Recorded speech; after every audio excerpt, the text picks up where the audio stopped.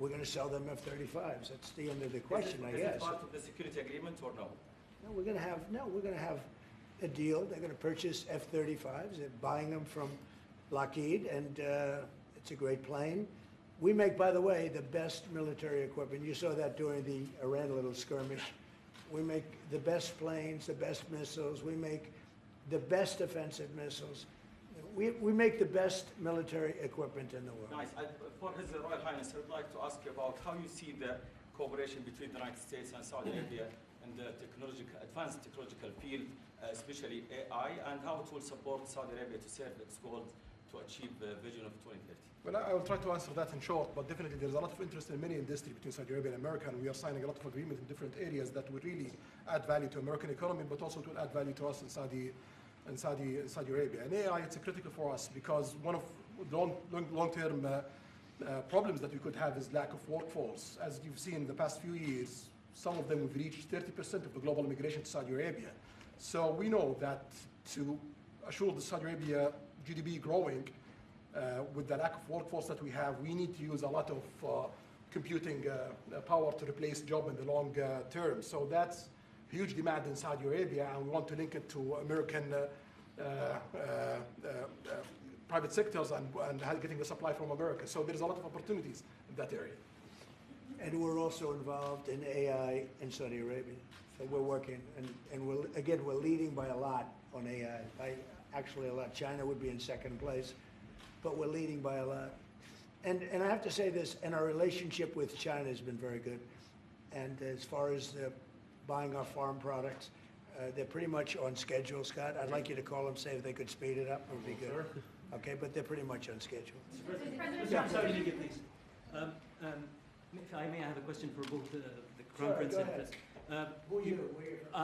Faisal Abbas from Arab News, Saudi Arabia. Your Excellency. It should be a friendly question. Your Royal Highness, just picking up on something you've just mentioned about how some people try to destroy the relationship between Saudi Arabia and the United States. Perhaps, since the launch of the vision, we've been used to having the bigger picture and that everything fits into the bigger picture. Might you want to elaborate a little bit about where is the relationship, the strategic partnership between Saudi Arabia and the United States heading, and what's the big picture there? Well, I don't think it's a relation that we can replace it from the Saudi side or the American side. It's a critical relationship for our political attempt, for our economical attempt, for our security, for our military, for many things. And it has been there for 9 decades, and the opportunities that we have today, it's huge, and seems that it's going to get deeper in the next few decades. And what we are having today and tomorrow with President Trump, it's really a huge new chapter in this relation that will add value to both of us. When you think about it, I'm just sitting here. You're with the future king, a man who's respected by everybody, a man that doesn't have to be doing this, really. I don't have to be doing it either. And yet we're sitting here taking questions, we didn't say, oh, you can't talk about this. And there's never been transparency like this, even in his country, but there's never been, in our country, that's been acknowledged. But we didn't put restrictions, and I'm saying it's sort of wonderful to be taking questions from all over the world. Everybody's here. This is just a small group representative of tremendous numbers of media that are outside, that are very jealous that these people were so selected. But they're representing a lot of people that are outside. I think it's terrific that we can be sitting here being this open, and I think it's really a wonderful thing. Yeah. If you don't mind, I have a personal question for you. Okay, here we go. So apart from everything you mentioned in your opening remarks, you forgot to mention that you've de-escalated 7 wars since you started.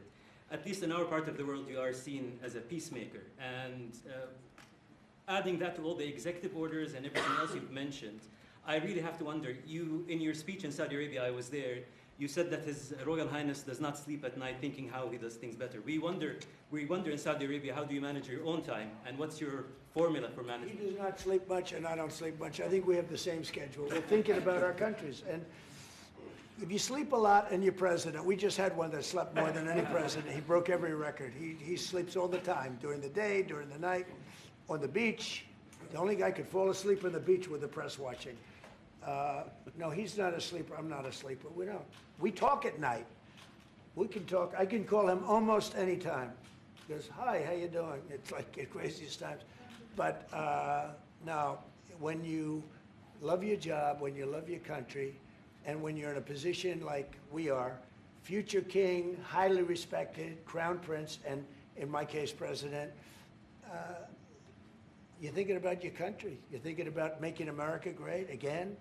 We're thinking about keeping Saudi Arabia strong and vital and in a pretty tough part of the world, tricky part, right? Tricky part, a lot of tricky people.